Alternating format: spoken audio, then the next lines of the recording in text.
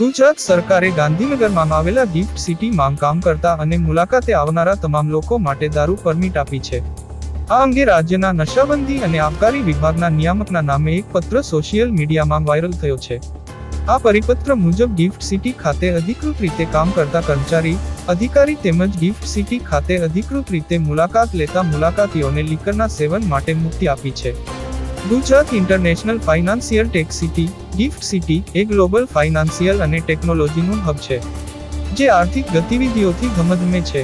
Global investor, technical expert તેમજ gift city ખાતે સ્થપાયેલ આંતરરાષ્ટ્રીય અને રાષ્ટ્રીય સ્તરની કંપનીઓ માટે ગ્લોબલ બિઝનેસ ઇકોસિસ્ટમ પ્રોવાઇડ કરવાના હેતુથી સમગ્ર ગિફ્ટ સિટી વિસ્તારમાં વાઇન એન્ડ ડાઇન ફેસિલિટી ઉપલબ્ધ કરાવવા માટે પ્રોહિબિશનના નિયમોમાં ફેરફાર કરવા ઉચ્ચ કક્ષાએ આ નિર્ણય કરવામાં આવ્યો છે.